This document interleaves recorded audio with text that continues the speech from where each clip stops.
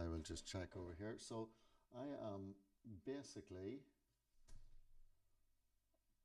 ready to rock and roll now. Cool.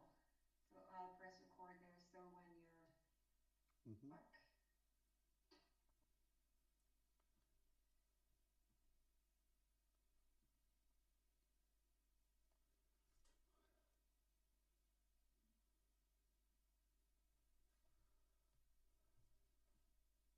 All right, that's it. Okay, you can begin anytime. Okay, great. Okay, so I'm gonna hit record now. Hey Patrick, how are you doing? Thank you so much for joining me today Thank you. on this beautiful day that we have on this fabulous Friday. So you are from marketingonlinetoday.com. And even though I kind of do specialize myself in the music industry, at the end of the day, we're all marketers because whether we're in music or whether we're in business or whatever it is, whether we're a coach or whatnot, it's all about marketing ourselves and selling our products or services. So I was wondering if you would mind today maybe kind of giving us like some, starter points and, maybe tips and tricks and whatnot you have for people that are one starting out in business today. Maybe they're setting up an online business, maybe with the lockdown and self-isolation or whatever. What would you suggest to begin with? And also because the same thing runs for musicians as well, because they have albums coming out, they have merch and that. What would you suggest to them for any sort of marketing tips for selling their merch online? Okay, well, thank you for the invite to your podcast. This is going on your podcast, and is that where it Yeah, works? that's correct. So I'm going to put this on my podcast Mm-hmm. about mindset, music, and business, and it's also going to go on my YouTube as well, Antonia K. Moore. All right, brilliant. Well, so my main areas of focus would be the marketing end of things. Yes, there's the sellingonlinetoday.com and the upscale marketing. And then I also am a retailer myself with the women's shoe shop in Enniskillen called shoephoric.com. But basically, during this time of COVID, for anyone who would be starting off, I guess basically the main trend would be putting out a lot of content. You do see a lot of that. There's a lot of musicians are starting to do their live Zoom calls and streams. Even ones who aren't in it professionally, you see a lot of Facebook feeds now where there's local people that are strumming their guitar. I know that the likes of the guys from Coldplay and all sorts of other groups seem to have been organising concerts. I believe there's a big one in Ireland. Is it on Sunday through RT2FM? There's some big. Is it Lady Gaga that's organising it? Oh, geez, I don't know. Well, I think that, well, I don't think Lady Gaga's involved, but I did see something right for IMRO, the Irish Music Rights Organization, that they're going to be doing some sort of benefit, or right, to kind of help musicians out through this period with the fact that they can't gigs, therefore can't earn money. So there is something all right with IMRO happening and a few other organizations too. I think it might be the Arts Council of Ireland and maybe First Music Contact as well Uh-huh. with Angela Dorans. I know that Angela is actually, excuse me, she is on the committee, I think, like for the Arts Council of Ireland as well. So I think there's something happening with that. Now, I did scroll through and notice one or two things, but I haven't actually looked into it yet. But I will. I'll check out the details actually, and I'll put it in on my Facebook page and Mm. Instagram as well, and Twitter, of course. But yeah, you could be right. I'll have a look into that with 2FM. I mean, I think that they would be involved in something because they've been heavily promoting themselves, all right, and other artists, of course, at this time too. So I will check into that. Yeah, well, I guess from if I had any contact with musicians that are trying to make a start, I guess initially it's really getting out to all of the platforms that they can easily get their music onto. How easy, I ask, is it for a new artist to get onto Spotify? And I know it's easy for them to get their Facebook and their Instagram and their YouTube channels and their TikTok and whatnot. But for the main music streaming platforms such as Spotify and I don't know, Amazon Music, is that something which is easily within reach? I'm kind of asking at the same time because that's where I would be initially thinking. Yeah, sure, I suppose. Because yeah, I suppose like you don't kind of technically specialize in the music industry. Hmm. So like if it comes to marketing, yeah, you'd know all about that. But certain kind of small aspects for sure. With Spotify, I think that like artists Songs Plus, and then they can release those songs onto an aggregator then, like, or a distributor, because like Spotify is an aggregator, so they would put it onto distributors such as like TuneCore or say CD Baby, for example, and then they distribute it then to all of the streaming platforms. So it's them through them that they will put it onto Spotify then. So yeah, I mean, it doesn't matter if you're starting out as long as you have a few songs. And What word did you use there? Aggregator. yeah, Can you explain that to me in a little more detail? or yeah, an aggregator is basically a tool that scrapes the web. So there's different ones. I mean, say for example, I'm going back like to say Alexa. So back in the day when the company Alexia first started up in 1996, they were an aggregator for data, online data, and then of Yeah. course, like before, obviously there's GDPR and things like that. They would take data from different websites, so they would scrape certain data from different websites, and then they would sell that on. And so Spotify would be an aggregator in the sense that it takes music from certain platforms or Yeah. from certain distributors and puts it onto theirs. Say, for example, like, I mean, I used to actually work in Indeed a while back, and Indeed is an aggregator. So that's probably the most kind of like well known example. So, like, nobody kind of, I mean, you can post directly onto Indeed's platform, but what Indeed essentially is an aggregator. So, if you post a job, on different platforms, it will the crawlers of the web will kind of search those platforms and it will pull the content onto its own page. Okay. So so obviously there's free and there's paid, like so that would be kind of the free. So what it does essentially really is because it has the free jobs, it encourages other people to pay for jobs so they can have X amount of jobs then on their platform if they're big corporations, with large hires or whatever. But so I suppose that's kind of like the simplest way I can think of explaining it. Is there For anything else? when you do your podcast, do you use Libsyn to upload it and then distribute it out to iTunes? I was going to use Libsyn originally because that's the most popular, but it's also quite expensive. Okay. And Podbean as well. I quite liked Podbean. I was using Podbean for a bit, and then I found out about Podbean as well. Like I was kind of getting to my limit where I was going to have to pay, and along came another platform, Anchor, Anchor.fm. So I'm using that because that's free. Okay. All right. Well, Yeah. so back to me trying to focus on being put on the spot regarding marketing for. Well, we can just talk about like marketing. Any sort of tip, like as it goes for all musicians, anyways. Any sort of marketing tips you have, or can be applied to any online business, really. Yeah, well, again, my kind of strategy is initially along the lines of, well, give out the content for free and then kind of charge for implementation. That's the way I would work it within my marketing business myself personally. Yeah, So applying that to the music industry, any musician that would be asking me for tips initially, I'd be just saying, how much content are you getting out there to the world right now? I mean, is yeah, it just because sometimes I think that if you are slightly artistic, you tend to perhaps overthink the perfection of the product before it goes live.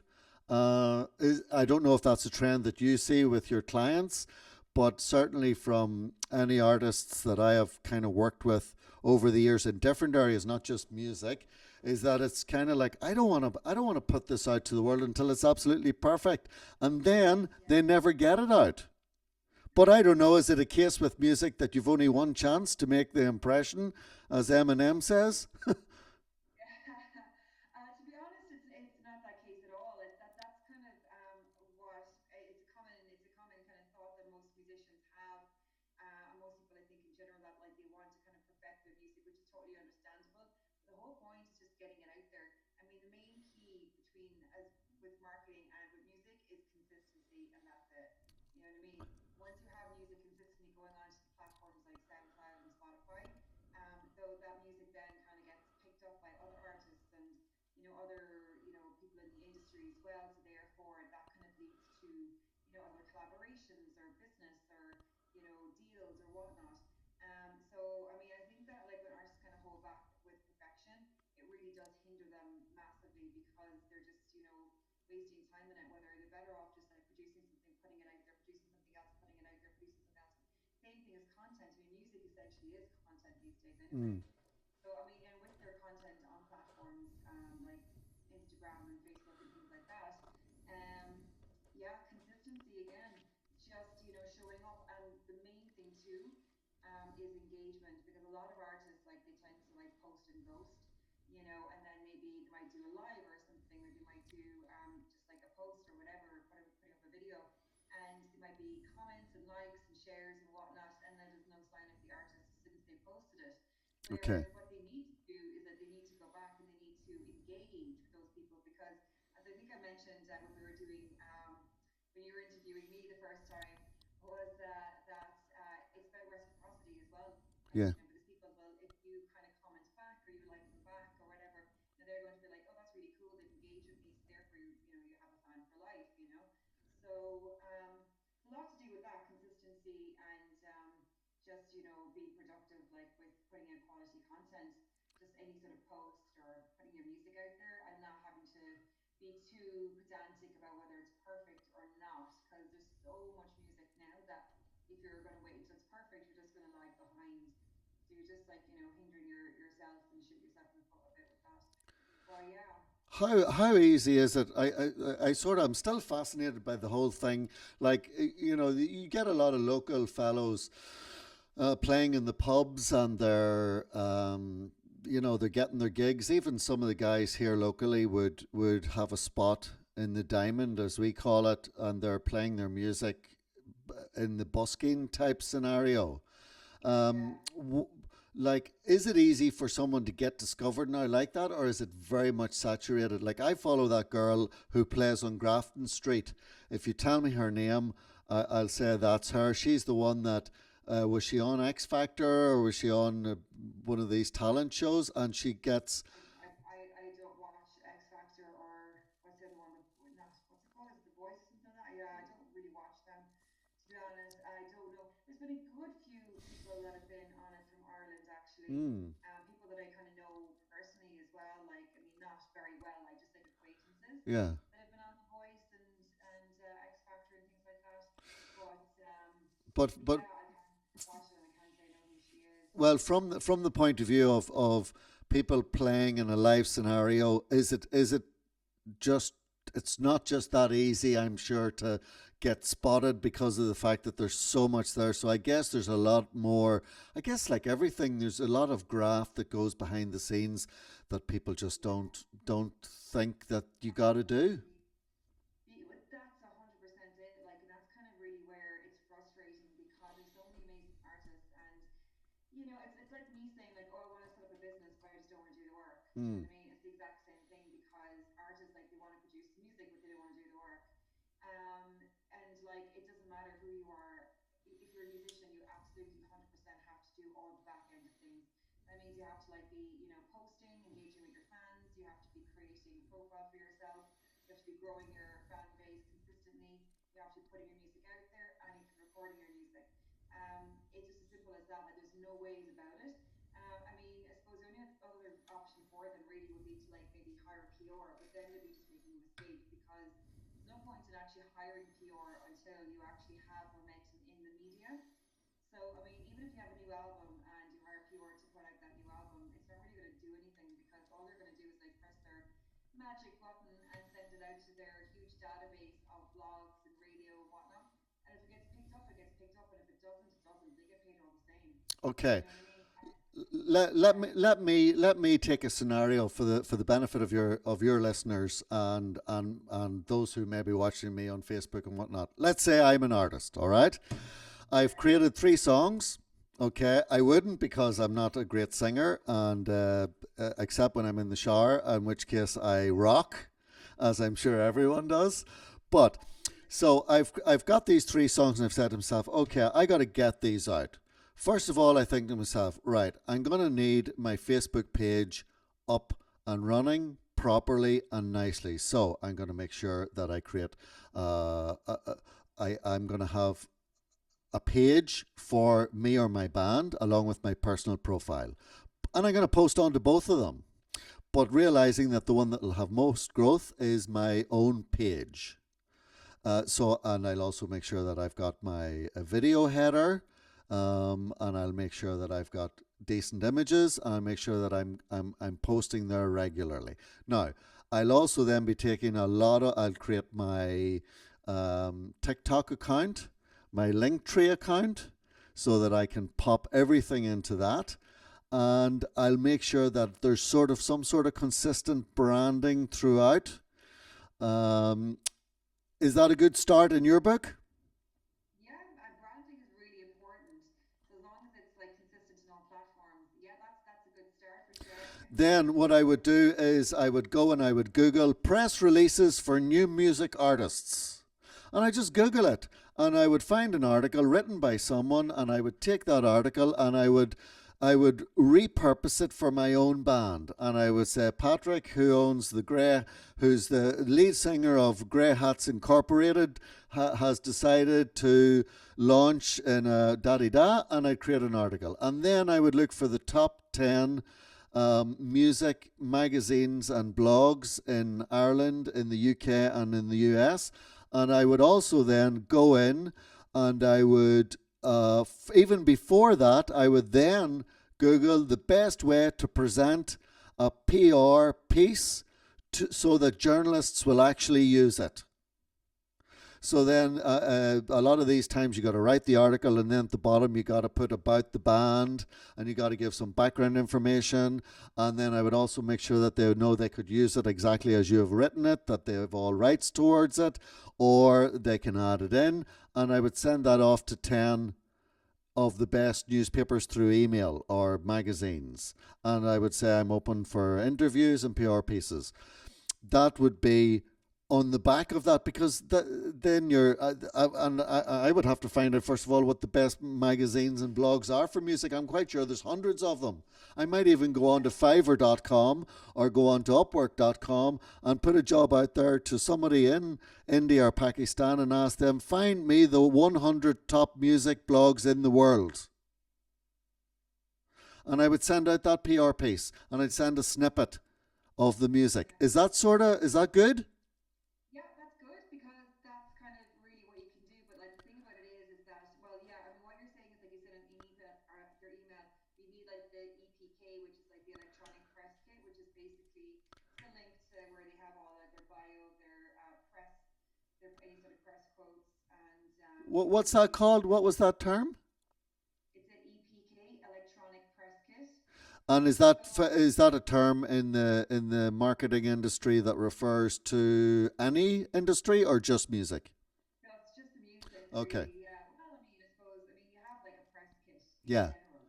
In other, yeah, this is just well, it's just well in the music industry, just call it an EPK electronic press kit. Okay.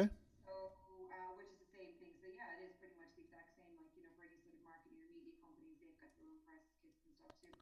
So, an artist would have that where they'd have their bio, they'd have links to all of their music, such as their Spotify links, and they would have any press quotes and high res images and things, and any obviously upcoming gigs or anything that's worth mentioning, like any sort of like really well known studios that they recorded in, or producers they worked with, or collaborations they've had, or artists they were working with. And as you said, that's what you would do. You would research, you would spend the time, and you would research the places where you want your music to go to, and it wouldn't be just the best places; it'd be the places that your music would suit. So, because I mean, if you can imagine, like all of these, like radio, press, magazines, Mm. blogs, they get like hundreds of emails on a daily basis. So yours has to stand out. It has to be professional. Mm-hmm. And I mean, because a lot of artists as well, they tend to sort of like email like hundreds at a time, just like a copy and paste job. That's very, you can see that's quite obvious. Mm-hmm. And they tend to get like the name wrong. It's really important as well to kind of get the name right Mm-hmm. so that it kind of seems at least a bit, personal. So it's not just, oh yeah, this is like this artist, they do another copy and paste job like next. Do you know what I mean? But it has to be, you have to kind of stand out in some way as well. So you have to just kind of, have it a bit personal. I mean, maybe like I would suggest getting on to like local DJs and that have specific shows that play your kind of music, Mm-hmm. and then emailing them and speaking to them specifically, saying I listened to your show, and then maybe listen to the show for like 10 minutes, 20 minutes, whatever. You played this, this, and this. Love that music. I think my music would fit in great here. Yeah. Could you, put me in for consideration? And then following up, like it's about building relationships. Do you know what I mean? It's about networking.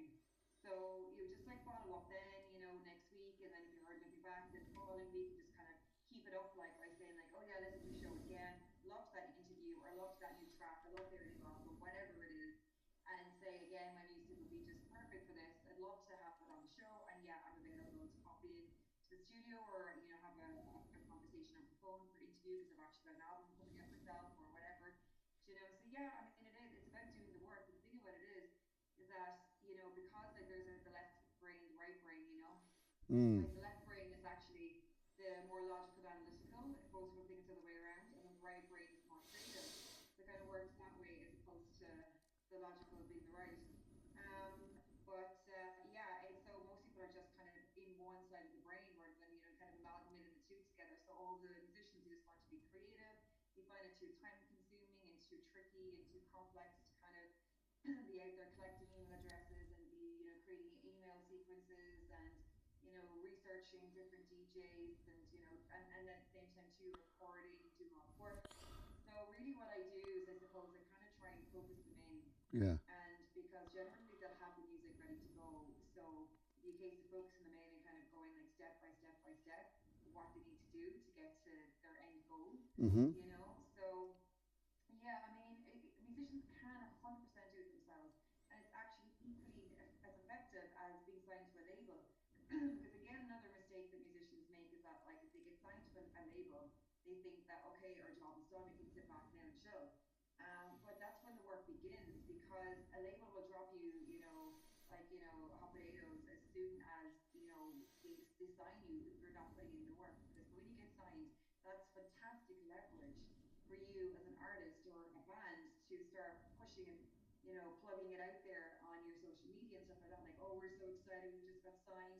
We're now going to be heading into studio, creating this, this, and this, and you start building your fan base Mm-hmm. continually. So if a record label sees that you're being really proactive with continuing to build your fan base and promote yourself, and also obviously promoting the label as well, they're going to be like, this is great. Okay, well, like, we'll put some money into these guys. They're doing a really good job, and we'll give them a boost. Mm-hmm. And that's kind of how it works. Whether you kind of sit back, relax, don't like do any recording or very little recording, and don't kind of publicize it. You've got very few, your fan base isn't growing. They'll just drop you again, because they'll just move on to something that will actually make them money. And that's what it's all about. Unfortunately, at the end of the day, it's not about talent anymore. It's about the numbers. It's about making money, and that's what it's always been about. Even like back in the OG days of the 1960s or the 50s, even Yeah. when they had like when they signed up artists, it was about like, can this artist make us money? Yes, they can. Let's sign them. Do you know what I mean? It was never about like talent. And I mean, if it is about talent, they would probably bring you into their record label machine, give you a completely new look, give you completely new songs, and then go, right, okay, now you've got the look, you've got the voice, great, we're going to completely repackage you, now go. And that's what they used to do, because there's so many artists that have been multi-million record sellers that are completely removed from what they started out as initially, and they're like, oh well, it's a game, like, do you know what I mean? It's just like any sort of industry. If you want to kind of get to the top, you have to play the game. Nowadays, they don't bring you into their amazing record machine. Nowadays, they want you to be pre-packaged, Mm-hmm. because everybody has the transparency of how many people are actually interested in their music and interested in them as artists. Yeah. So all they would do is like go on and like they see their followers, they see their profile, they see how active they are, they see how they work, they listen to their music, and if they look good and they've got like enough followers and they're proactive, it's a win-win, because the labels will then be like, okay, well, these guys have already got momentum. All we have to do is press push, and then they'll get a lot more popular and then start making us money. What way do So that's what kind of like, Yeah, sorry, I'm kind of just you're probably sorry I'm waffling on about no, that. no, no, that's fine. So in the area of, like, you see the likes of Ed Sheeran and these guys all doing collaborations, how important for this machine is collaborations at your level with others, or do the artists kind of, well, I just want to put out my own music rather than be promoting this guy's? What's the attitude among artists there? Well, I'm not really too sure what the general attitude is, but I'll tell you that like it's good to collaborate, because obviously you're crossing over audiences, Mm, so you're more discoverable. mm-hmm. Um, I think, yeah, I mean, a lot of like, if you've noticed as well, even like current pop stars and pop stars of recent past, when they're kind of waning, like when their career is kind of on a downward slope, they'll start working with like really kind of people that are current in the music industry. They really well-known people that are actually, and then they get a boost again. Uh-huh. So, I mean, that's kind of like the way it works. Like, so it is good to, collaborate with artists because you're opening up your audience. But yeah, I mean, as well, if a musician just has like, sort of a focus on, or a vision of what they want to produce music wise as an album or whatever, and they have a certain vision, and by all means work away on that themselves as a solo project. Mm-hmm. But I think that, yeah, it's 100%. I mean, if you think about it, I mean, if supporting an artist at a gig, that's kind of like a collaboration in a way. Or even if, say, for example, you're on Instagram and somebody, requests to be on your live, and then that person comes on, and then their fans get notified that you're on, and vice versa. It grows your audience as well. How's And I it? mean, sorry. Right, go on, go on. I want to hear the practicalities of that one. Are they doing it together in the same physical space, or can they be social distancing? Yeah, well, you can social distance all you want, like, you know what I mean? It's like a case of you can do it, you can collaborate whatever way you feel fit. Yeah, but if I'm doing it live on my Instagram, Sorry, yeah, no, what I was meaning there yeah. is like not necessarily with artists per se, but just kind of like as it is in general. Mm. So if I was on my Instagram live, doing a live, Mm-hmm. and you requested to be in my Instagram, then and I put you on my Instagram, then like all your followers will be notified that you're live, and so therefore they'd go on your live and they'd see me, and vice versa. Can a live have a bit like Zoom two people? Yeah, that's what I mean. Like, yeah, with the Instagram. So like if I was live and you joined me, then your audience would know that you're live, and then they would go and join your live, then they would see me, and then they would discover me, and Okay. vice versa. So basically, if you were on your Instagram and you were live and I asked to join yours, then my audience would see that I'm live, come on mine, and then discover you. Okay. So Interesting. so yeah, so that it kind of just like that was just kind of like a common sort of example Yeah. as to how audiences can be discoverable when you kind of cross over. So when artists collaborate, how like someone might go to see one particular artist, and then there'd be another one working with them, or even working as support, and then they would be seen and heard by a new audience. What type of musicians do you tend to work with? Is it any and every, or is there a niche area? Yeah, no, I mean any and every. I mean, I had like a radio show before, which is called Indie Arena, and so I suppose like predominantly the indie musicians. Like, but I mean, indie is like really independent. So I mean, you can kind of have doesn't necessarily have to be like indie alternative or indie rock or whatever. It could be any sort of genre. But I mean, no, I mean at the moment, I mean I'm just working with somebody there that was, a folk artist. Okay. And like folk music, it wouldn't be kind of particularly my a genre that I would like listen to myself. Like, but I mean, they're a great artist, and they did everything that I was saying to them to do, and they got great success out of it. Like, so that was fantastic. Mm-hmm. And so it doesn't really matter. I mean, even though I don't personally know many people in the folk scene, Mm-hmm. still like the strategies that I put in place, once they implement them, like they work across the board. So it doesn't really matter what type of music. And then yeah, I mean I mean a lot of it's been, yeah, it could be acoustic, could be singer songwriters. As I said, like it can be folk. I've worked with people that are kind of like doing hip hop, rap and R&B, and yeah, I suppose a lot of singer songwriters as well. There's another artist that I'm working with at the moment who's a singer songwriter, but so it doesn't really matter. Yeah. What about when you say singer songwriter? Um, are there some artists that don't create their own lyrics even at a smaller level? Like, is there people that they can call on to create the songs, and then they just create the words, and then they create the music around it? Is that the way it works? You can do that as well. Yeah, of course. I mean, you have people like that write melodies, and then they have somebody to kind of help them write the lyrics. Mm. Or the other way around. They might write some lyrics, and then they have maybe a producer that wants to kind of help them to write the music to it. Hmm. So, but generally, like well, I mean, like when it comes to bands or artists, I mean, in general, I mean, if they're independent, they're doing it all themselves.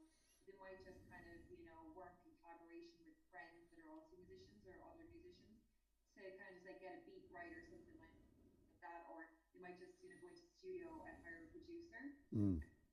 which you can do so quite cheaply. If it's just like for a couple of, if you've already got like the bones of what you're doing, you just want to maybe have a producer kind of add to it, then you can do it quite cheaply. What does For quite cheaply mean? well, as in, like, I mean, sometimes I suppose like people kind of think that, like, to hire. I mean, if you're going to go for like a really elaborate studio, then obviously it's going to be quite expensive. But I mean, if you were to hire a producer that has like an at-home studio, you probably hire like a producer for like I don't know, maybe kind of like under maybe 100 euros per hour. So I mean, and I mean, if you just spend like 2 hours, you probably do. I mean, depends. Like, I mean, some producers would do for like 40 euros an hour, maybe, or you could do 80 euros an hour.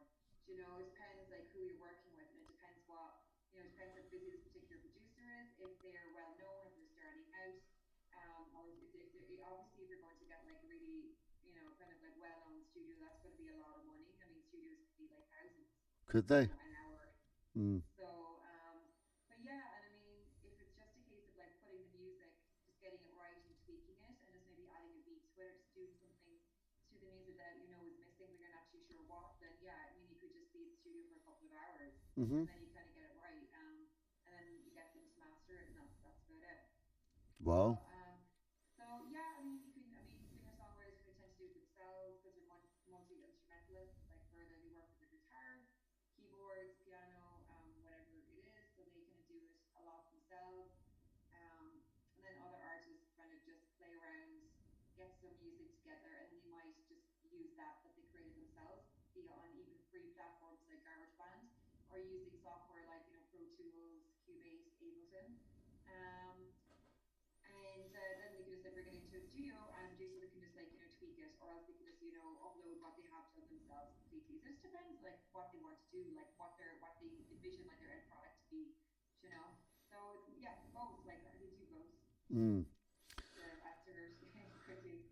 That so yeah, I'm I feel though that you've given your audience more tips than I have given your audience when it comes I to. know, no, of course, because I'm just thinking that earlier on, But it's like that's fine. I mean, I think it's. I hope it's fine. Is it fine? Is that okay? it's fine for me. Yeah, no, no, whatsoever. Like, because hopefully our artists will actually kind of pick up on this, and they will kind of open up their minds and their eyes, like, to the reality of, being an artist and creating. Because, I mean, honestly, 99%, I won't even say 99.9, I will be fair and say there's at least 1% that do the work, and they're the ones that are successful. 99% of artists just create the music. And they do try and do the work, but I mean, it can be very overwhelming because they're not only just creating their music, writing their music, producing their music, recording their music, they're also maybe working a 9 to 5 job. And at the Okay. same time, too, they have to try and promote their music. So it's really, really tough. But, unfortunately, like, it has to be done. You have to kind of try and figure out a way and a time frame, which I try and help as well, like, them to sort of, organize their time, to just put like even an hour a day aside just to kind of work on certain things. And, I suppose like what I do as well is kind of, hold them sort of accountable and just try and make it as easy for them as possible, because, and then kind of give them tasks to do like as they go, like week by week, because otherwise it will be just like a mountain of information and things that they have to do, and it's confusing to know where to start, how to stay on track, as it is like with setting up any online business. I mean, I was like that at the beginning as well. Mm. So now I've kind of like, streamlined myself, focused myself, and know what to do. So I can kind of offer that same advice to other people as well. Yeah, because So yeah, it's there. yeah. Mm-hmm. No, go on. Yeah, I was gonna say, like, so back to you anyway. So Mm. yeah, like if you were gonna talk about, like, let's have talk about like marketing, like from your end of things, like, what got you started in marketing, and what kind of, I suppose, like, clients you work with, and tips for people in marketing. Well, I guess my sort of backstory extends back to Spain, in as much as I studied in Dublin in the early 90s, with private language academies. It was part of these peace programs that used to go on in Northern Ireland. So I did my third level education in Spain Okay. and became a fluent Spanish speaker. And part of the deal was to work with the group that I was with. And I ended up then working my way up from teaching in schools and organizing different summer schools, etc., to end up being their marketing director for their International Language Academy. So I was going around Spain basically speaking in schools and private schools and trying to get parents to convince them to send their kids to Dublin or to America to study full time for a year English as a foreign language. But with all that implied, so there was a lot of marketing, and I created like a magazine for the parents in the schools that I would go to try and all that cultivation process, because it's not, number one, it wasn't cheap, and number two, it's not easy to get a parent to want to send their kid away for a year to learn a language full time. But being from Dublin, that is very much part of the Dublin culture to have the Spaniards, over for a year. Or Flooded yeah, with Spanish and French and all the rest of it. Yeah, yeah, everywhere is. Yeah, so you get Ireland and Dublin. Well, I think mainly Galway, Cork, and Dublin. Yeah, yeah. So I would have see more spent. Cork in Dublin. Pardon? I see more like Spanish and French students in Cork than I do in Dublin. All right, okay. Well, listen, bottom line is we do get a lot of students coming over to learn it, and there are people like me that would have spent time in those countries promoting that sort of thing. But you get tired of that too. So after about 10 years of all the sunshine, I was like, there's no place like home. So I decided it was time for me to come back. And I had always the idea that I was going to start my own marketing business. And when I eventually moved up around here, I started off by just teaching Spanish privately in schools and in technical colleges and in people's homes to start to get some sort of income in place. And then an opportunity came along to buy a franchise marketing business in the town that I was living, and that was the time whenever local search engine optimization was important, and it was before the days of, it was still almost like in the south it was like golden pages and yellow pages, and this was a competitor to that. So I was going around all the local businesses and getting them to sign up to monthly deals where I would help optimize their presence online.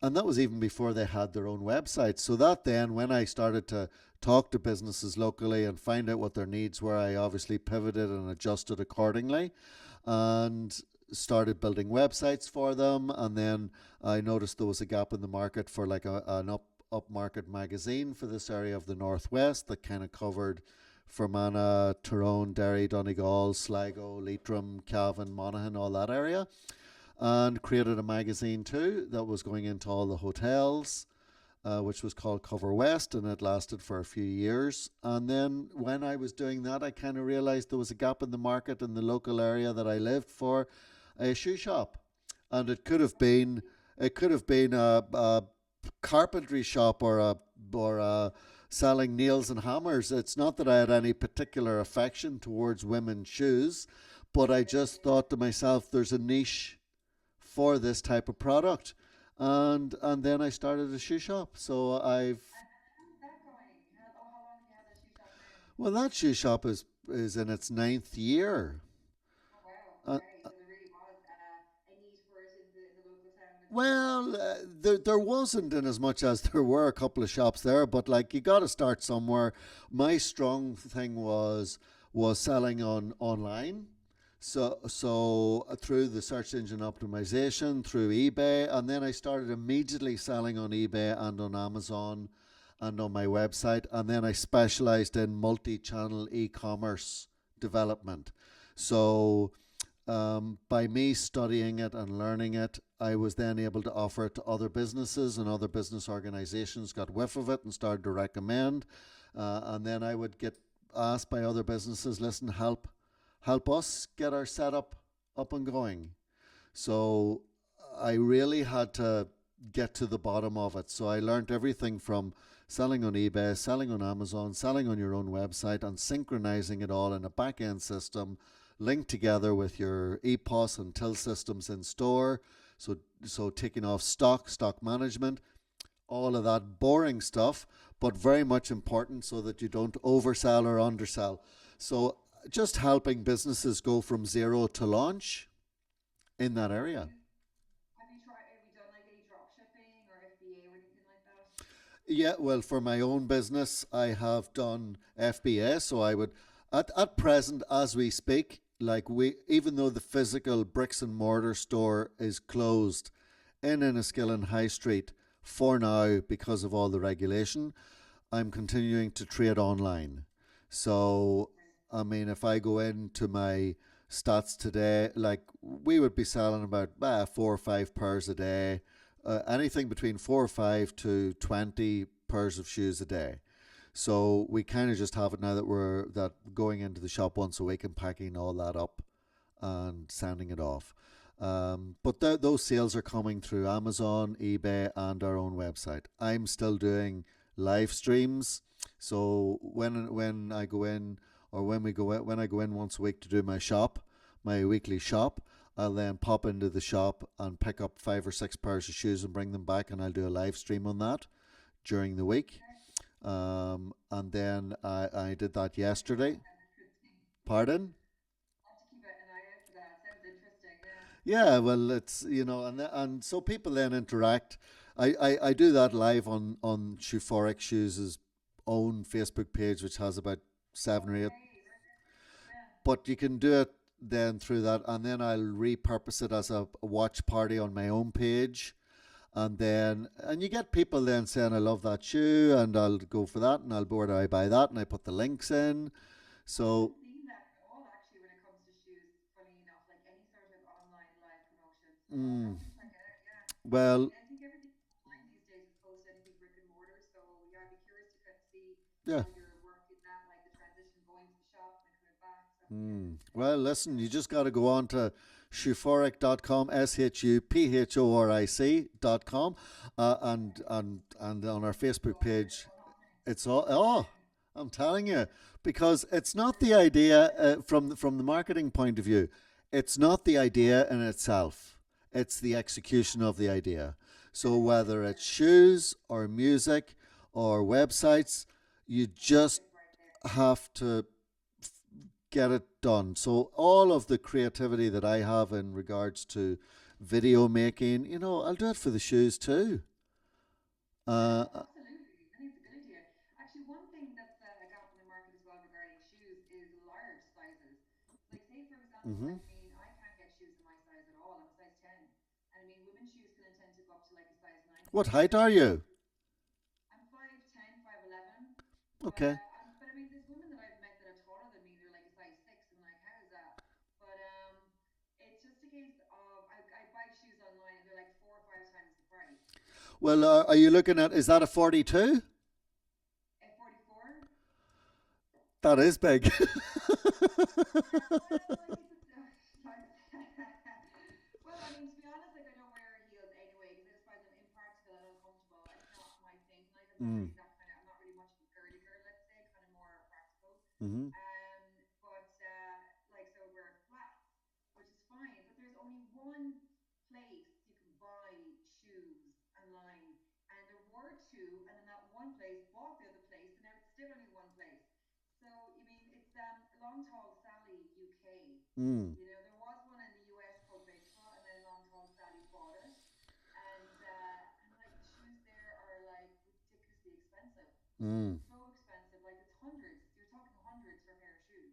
Yeah. Like that a pair of shoes, in any other shop would be like 20 euros or 40 euros, maybe 60 euros, and they'll charge like 250 euros, something like that. Well, the, So the, the issue there really is that because you're going to a factory in wherever, Portugal, Spain, Italy, China, wherever it is that you're building, there's a certain run of shoes that they need to make it even worthwhile. So if they're making a size 40, like normally the size run is from 36 to 41, so a size 3 to a size 7, 8. So when you go into the larger styles, it is unfortunately going to pop up the value. Although you'd like to think in America there's a lot more large, like feet, so to speak. But do you know what? I bet you any money like every woman that comes into the shop in Enniskillen, there's something wrong with their feet. They're either too big, too small, too broad, too thin. Like every person thinks that their feet are not. I Uh, think my feet are perfectly proportioned. I think I'm like people like when I go into stores, they say, "Oh, try on the nine." I'm like, "There's no point to me trying on the nine. I know it's not going to fit." yeah. They don't try it on anyway. I'm like, "See, I told you. Like I'm a perfect size 10. I'm that's exactly what I am. No bigger, no less. Just that's it." And it's just so difficult. People are always going, "No, no, no. Just try this, try that." I'm like, going, "Ugh, so easy." Well, But yeah, you should try. I mean, that's interesting. But you should try even kind of doing custom shoes in that case. Or maybe a really the maybe not. That's the. a bit I mean, yes, there is an area for niche shoes, but they're kind of in my world because it's a bricks and mortar store too now. I'm kind of quite mainstream, which is good. yeah, Um, okay. in as much as there is but like even the men that come into the shop would be, Patrick, why do you not go into men's shoes? And Yeah, that would probably be my next step. right, yeah. But at the moment, women tend to buy more shoes than men, They do, yes, as a they're big general rule. spenders for sure. No, it's across the market. I think women kind of do tend to buy a lot more stuff. Mm. Yeah, But going back to the point from the marketing point of view, listen, it could have been shoes, it could have been books, it could have been microphones, it could have been cameras. yeah, It's just the point of I was helping so many other businesses do their marketing that I kind of was like, I want to do something for myself too. I want to take all of the marketing knowledge that I have and do it, because there's a lot of marketing people that kind of talk a lot of waffle and they actually don't do it themselves. And I think the best way to stay on top of your game is by actually doing it in first person singular, by actually doing it yourself. So that yeah, very much I really enjoy the marketing of my own business. And then now I'm very much, I've kind of limited how many clients I would actually work with, yeah, because I'll only work with people that really want me to work with them, yeah, as opposed to trying to get new business where they're quite ungrateful sometimes. yeah. I can definitely understand. So that's kind of where I am. And now also I enjoy um, talking to other people, like what I'm doing here, and I almost want to re-look at the Irish business scene and start to do more of the podcasts and more of the live streams and that sort of thing. And because I spend a lot of time in Dublin too, I'm going to do a lot more of that. That's kind of the plan. Yeah, excellent. Good to too. Yeah, because I mean, it's funny enough. Like, I mean, it seems because both of us are, in the world of podcasting, it seems like that every, person and their dog is doing a podcast. But the actual reality is they're not at all. There's still Mm, like less than I think a million podcasts out there. mm, So it's something that as marketers and coaches and things and consultants, we'd recommend people to do yeah, because everyone's got a story, everyone's got something to say or whatnot. I mean, to be absolutely. fair, it took me a few kind of stops and starts to know about yourself, to Mm, kind of find my momentum with it. So I've had like about like three different podcasts, and I wasn't too sure what I wanted to talk about, and then I was trying a bit of this and trying a bit of that. But so for people like that want to start out, maybe they kind of would have the same sort of issues. But just kind of start, and then you'll fall into place like with your niche or with what you're comfortable mm, doing, and again with the process of it. Because I mean, when I first tried to start it too, I thought it was quite like it was quite frustrating because there wasn't any sort of easy way. Because again, like the aggregator thing to kind of like have the RSS feed yeah. go onto iTunes, that took me a bit to kind of figure out. But now it's just like so easy. So again, for anyone like wouldn't get discouraged by Mm, the technicalities of it because it's actually quite easy. Just have to kind of figure it out. And hmm now it's easier than like when I was doing it initially. That's only a year ago. You I, know. I guess you gotta really, in order to not to avoid burnout, as they say, you gotta like it Yeah. a lot.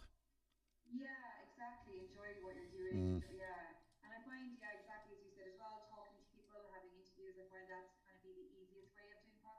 Mm-hmm. because as well, what you can always do is you can, maybe have a topic and, do your research on it.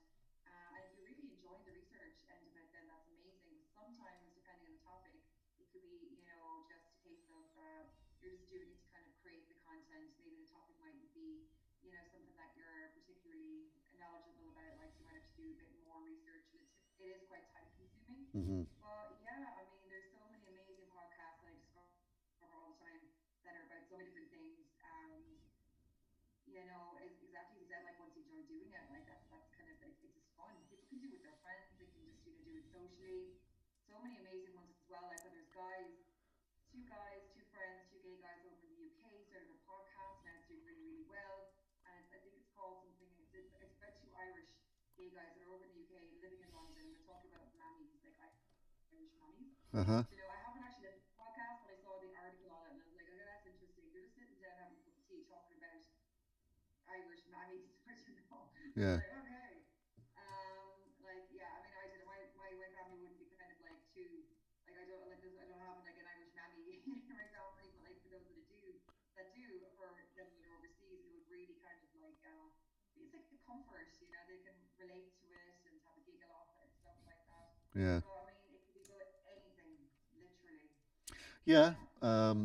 That's kind of so that's kind of where I am at the moment, between retail and online marketing and video making and promoting all things that are really nice about Ireland. That's what I really And like. how are you finding the video? Have you when did you start your YouTube, I suppose, and how are you finding the growth of that? If you want to kind of start Uh, YouTube. well, I work hard. I did work hard at it, and then I sort of took a backseat because of work. It kind of I have two YouTube channels. I've got a business one which has about 2,500 subscribers, and then I have a personal channel which is more the video making, which is the real me. And to be honest, it's probably does better because it is the real me, and it is closer to 3,000 subscribers, and that's basically drone videos and video making and like going out to, I don't know, different locations around Ireland and filming it, um, and yeah, and just people from all over the world are like, yeah, I like that, and you're doing this and you're doing How that. long does it take you to get up to 3,000 subscribers? That's pretty good. Oh, it's about, it would have taken a good 2 years. See, I have an interest, like there is an algorithm thing within YouTube too, and Okay. you've got to make content that people want to see. And albeit Yeah. I'm very good at talking the talk, but at the end of the day, sometimes I just make the videos that I like. Yeah. Like probably some of the videos that do the best are ones about like mountain biking and stuff.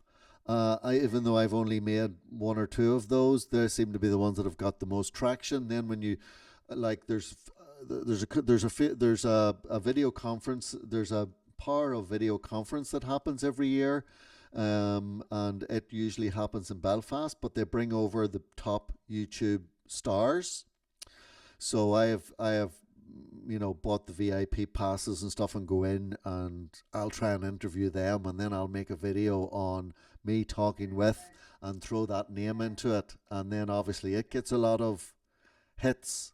A lot of traction. Yeah, so from that point of view, yeah, and then I do live streams also on YouTube. Um, Okay. Yeah. How do you find them? I think it's good for cultivating your audience that you already have, but it's not a way of increasing your subscriber numbers. Yeah. And again, it's all about time consuming, and like I'll send you the links afterwards to the channels, and you can have a look at the type of carry on that I'm at. Um, Yeah, yeah. So you find that the videos that you enjoy making as opposed to making like, for deliberate content actually do better? yeah, like the selling online today ones, yes, they're great, and I give free tutorials on eBay and Amazon, but I don't actually like doing them. Yeah, okay. you Yeah. know, uh, I'm not that. I'm like meh. Uh, Work formulated, I suppose. yeah. Whereas if I'm out in I don't know, Like I did the three-part series a couple of years ago where National Geographic did a whole spread on Ireland and they concentrated on Donegal. So I literally Okay. bought the magazine and went out and went to those places that were mentioned in the National Geographic Oh, magazine very good. Yeah. and made Yeah. videos on each of them. And Okay. people in America were like, "Oh my God!" and I didn't realize it was so beautiful. And or I might, I've got a couple of buddies that I would go to watch the odd rugby match with in Dublin or in France, and I'd be like, "All right, let's check it out." And I've vlogged that sort of thing. I've helped a friend who's a wedding photographer, and I went down to Garnish Island in Cork. Um, No, I've never heard of that. yeah, it's way down past West Cork. Um, Okay. and it's called Garnish Island. And they were Americans and they wanted to get married on it. Okay. So off I went down there and stayed in the Imperial Hotel in County Cork, which is right in the city centre. And that was the hotel that Michael Collins stayed in the night before he was shot. So I stayed there. Uh, Okay. yeah, yeah. The Imperial. Interesting. Yeah. I'll have to go into there for one second. That's very because like they talk and talk about like the Shelburne and all the rest of it, but I've never actually known that about the Imperial. Like, I've been going to the Imperial since I was a child. Yeah, But okay. that's the hotel where Michael Collins stayed in the night before he was shot. Okay. Okay, I'll have to look into that because I'm very, very, very, very, very surprised why I haven't heard of that. But anyway, okay, go on. Well, that isn't the Imperial the one that's in the center of the city? It is, yeah. There's a couple. There's the Metropole. There's the Imperial. There's now the Clarion. There's a couple, or well, like Clayton now. Sorry, but yeah, no. I mean, you could be right. No, 100%. But I just didn't know that because they don't use it to publicize. Basically, is what I was saying. Because a lot of hotels might kind of, if you have something like that, that's part of history, whatever, they might use that to kind of as a selling point. But I haven't actually come across. I mean, I don't really know a whole heap about the history of Ireland, to be honest. Like, it's not kind of something I ever had an interest in. I know more now. Like, I've learned more now in the past few years than I did when I was younger because I didn't have any interest in it, and my family weren't very like patriotic, let's say, and I wouldn't be Mm. patriotic myself either. So it's just kind of something. I mean, I love history, but I love like Egyptology and I love Roman history and stuff like that. Funny enough, but Irish history just never interested me, which I know is a bit ignorant of me as well. Like, considering I'm Irish, like I should really have but I do Well, know a lot about well, it. the only reason why I'm throwing out that piece of information is because when I lived in Spain, Yeah. because I lived in Spain and in Italy and in America and in Mexico and all those places as part of my work in my 20s, kind of then when I came back home in my 30s, I kind of wanted to reconnect with Yeah. everything. Yeah. And I just read up on all areas of history. Yeah. But I have also, like, I would have studied international history at one stage, so all of Yeah. the Egypt and Rome and Greece and all of Oh, that. I love all that stuff. Mm. Like, yeah, I'm Greece as well. Like, yeah, I'm fascinated with all of that history. But yeah, so I suppose like what you're saying is really about like seizing the opportunity, which is amazing. I think that's really, really good. Like, getting the National Geographic magazine and going down to Garnish Island as well and promoting that. So you found that they did really well. Mm. Yeah, well, yeah, that's the video end of things. But Yeah. again, it's the same thing. You got to work hard at it.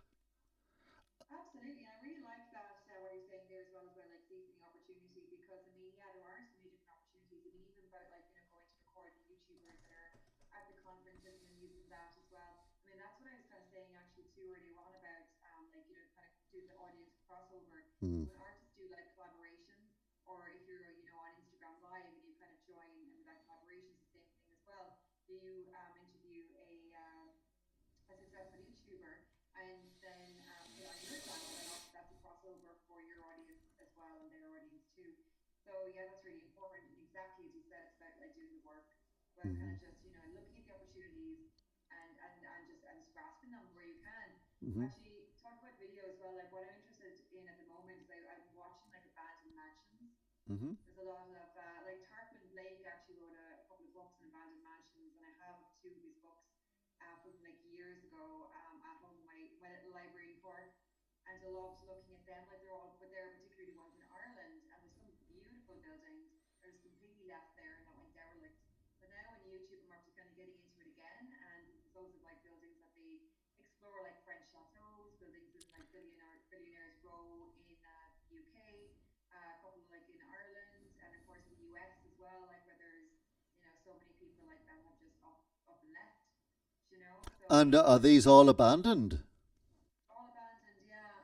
So if you're just to kind of go on YouTube and look at abandoned mansions, like there's so many that come up. There's Portuguese drug dealers, abandoned mansions. There's, Wow. people like that were, living in Germany or whatever, just like up and left, and all this stuff is still there, and like photos and things like that. Wow. There's like some houses that were like in the US in the 60s that have like all the 60s stuff, that are just left again. And some like are like these really elaborate mansions that have like pools and bars and all sorts of things in it is all left there.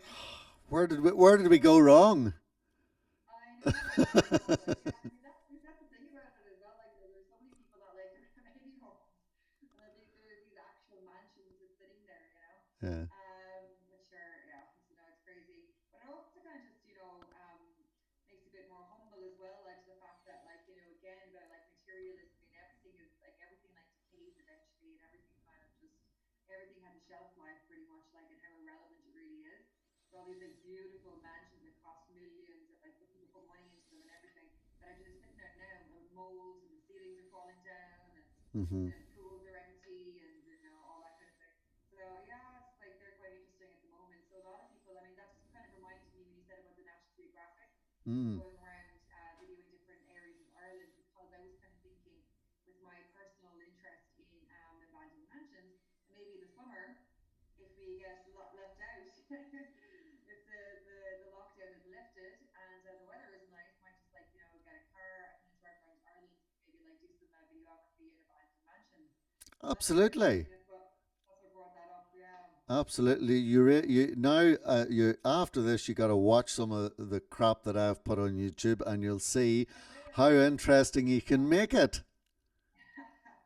Absolutely, yeah. How long does it take you to produce a video? I suppose, do you shoot and just, or do you edit it as well, or do you Yep. just kind of shoot it? Yeah.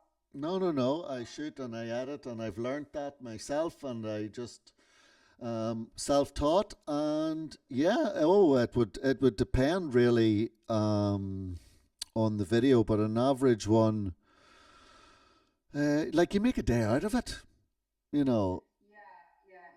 It is. So, I mean, just to kind of say, like, to people, like, it is kind of quite time consuming. Mm. So, you have to kind of like be dedicated, and consistency and perseverance are two words that I'm just like, consistently repeating Yeah. because it's so important when it comes to your marketing online, Mm. be it with your videos, podcasts, content.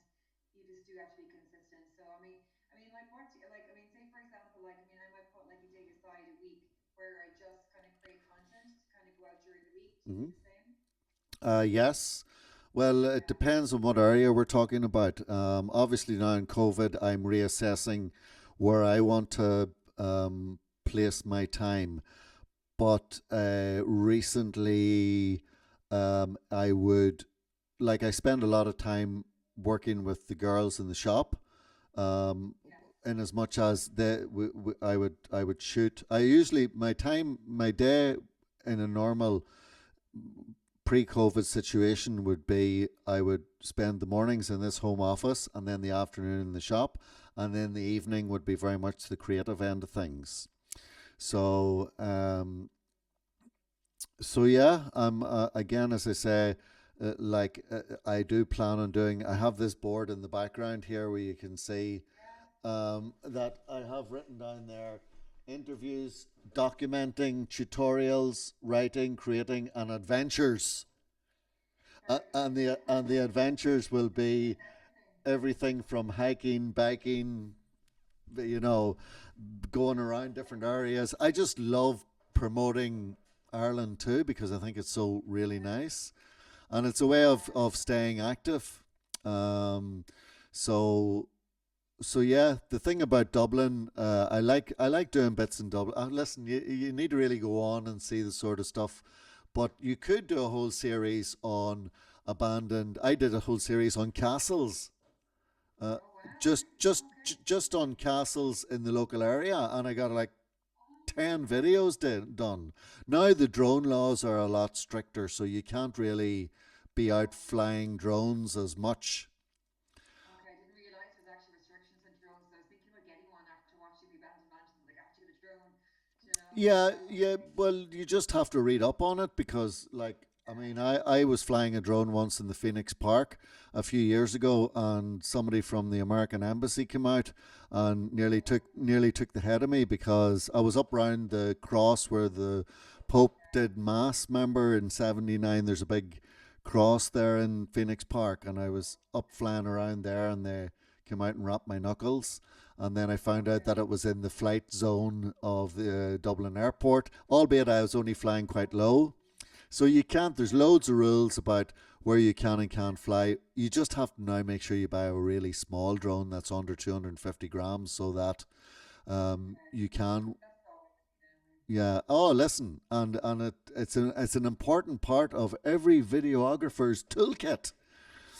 Indeed, I know it looks stunning. Like some of the footage you get from it is just absolutely stunning. Yeah. So yeah, I'm gonna have to. Yeah, it's on my to-do list or my list of things to get for sure.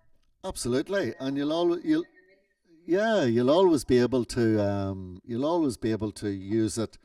You can even use these drones as gimbal cameras too. Like it's an art, but it's very interesting, and you'll Yeah, have no yeah, problem. I know rightly because you know how to come across well on camera, so you'll be able to transfer that perfect. into the mansions. Yeah, I can't wait. Well, I mean, when the weather's like this, I mean, Ireland is beautiful. It's Mm. like when it's great, it's miserable. It's just like, ugh, it's depressing. But when it's beautiful, Ireland can be absolutely beautiful. I mean, I did it. Like I lived in Australia for a couple of years and Yeah. came back and had an Australian boyfriend who we toured around Ireland. And I hadn't kind of done that as an adult.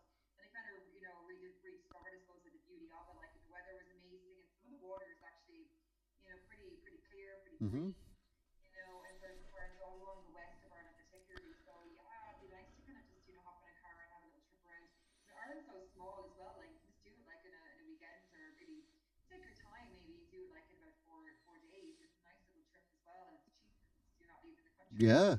Absolutely. No, it's a must. It is. It is. So yeah. Sorry, I realized I kind of after going over the hour, so I have to Okay. fly away. So I'll leave you go. So like, tell us quickly where to find you, your YouTube channels, both of them as well, your personal and business, and Yes. Well, if you go onto YouTube and just search Patrick Conlon, Conlon, I should come up there fairly easily. I think there's an image of me with like a crocodile, which was actually taken in Sam's bar on Dawson Street upstairs on a drunken night out. right. That sounds familiar for some reason. I don't know why. Sam's Bar. I don't know. It's two door Oh, you it's might know it. it's two doors up from Cafe and Sen.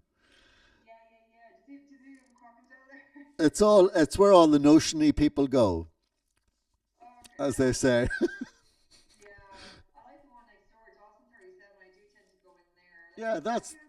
that's that's the one I'm talking about. It's called is it called 37 Dawson Street? It's called Dawson 37. Yeah, something like that. Upstairs they've got all these stuffed animals. If you Oh, yes, they do.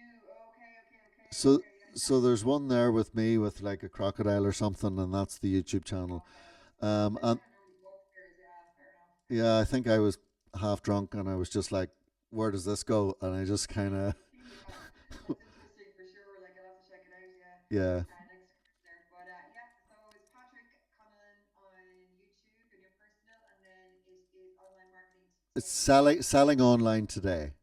Selling online today. Very And cool. then my website is upscalemarketing.co.uk. Perfect. Okay, cool. Listen, thank you so much. Do you have anything nice planned for the weekend? No, I'm just going to work and Yeah, chill. same. Yeah, Yeah, absolutely. Well, enjoy it anyway, whatever you do get up to. And thank you so much for all your time. no And problem. sorry for kind of going over a little bit and taking up your time. It's fine. But yeah, we'll stay in touch for sure. And any sort of, just get, yeah, you've got my social and things anyway, so you can get in touch with me anytime there.